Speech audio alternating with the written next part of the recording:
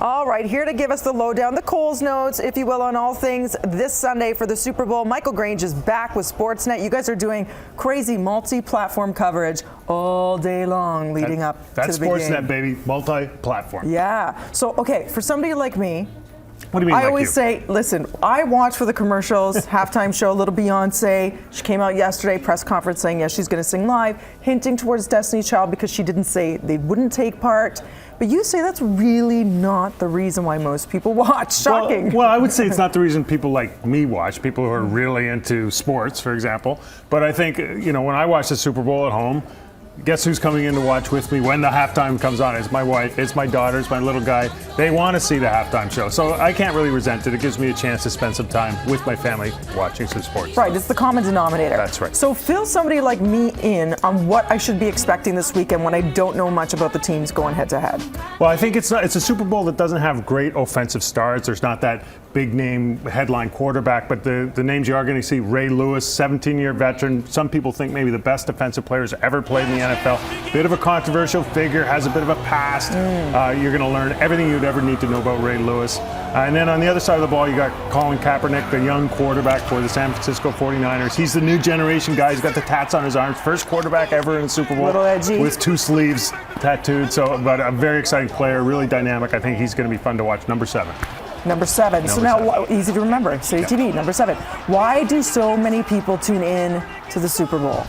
I think it's just one of those things that on Monday morning, everyone's going to talk about. So even if you're not going to be a fan, you're going to follow it. There's so much coverage, you can't really get away for it. And you do have that halftime show, Beyonce, whatever kind of drama might come around with that. Janet Jackson with her wardrobe malfunction, that kind of thing. And that's what people are going to talk about Monday. So why wouldn't you sit and watch the game? Can you please tell us your prediction, or do you want to share who you think will take it? Well, I don't have any money on it, but I think San Francisco is favored. They had a really good regular season and haven't really stumbled in the playoffs. But I think the Baltimore Ravens, they're a really hard-hitting defense. They've had 2 big upsets to get to the Super Bowl, and I think they have one more in them. So I'm going to go with the Ravens. Why is it so hard to follow, though? Listen, I bandwagon gladly when it comes to soccer, hockey.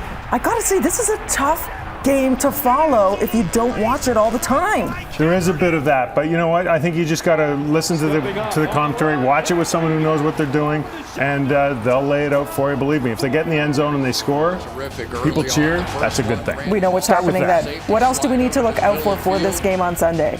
Well, I think it's going to be a close game. I really do. And often in the Super Bowl, sometimes you get a blowout and it really gets kind of dry in the second half.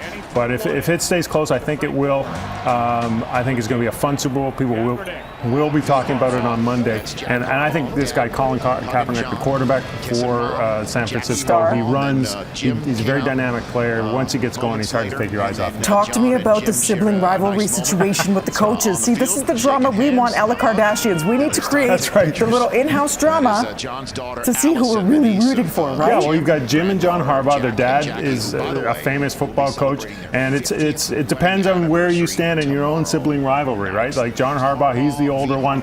He wasn't the star. His younger brother Jim beat him out for a high school quarterback.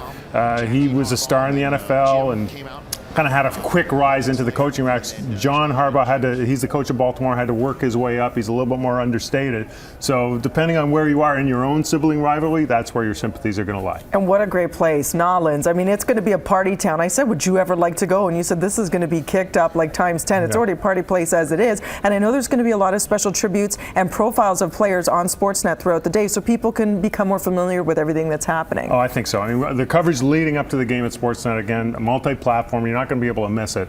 And New Orleans, my colleague Stephen Brunt's down there live, and he's been to 27 Super Bowls. He says New Orleans is the best place for one. It's going to be awesome. Make sure you guys tune in to Sportsnet. Follow Michael at Michael Grange on Twitter as well, sportsnet.ca. What is your snack of choice? It's all about food, really. Do you do the wings thing? Gotta go with the nachos with cheese, right? And a little bit, and some wings. And some beer. It's got to be messy. Yeah, well, that goes without saying. Enjoy. Thank you so much, Michael. Right now over to Kevin in the newsroom. Now you know.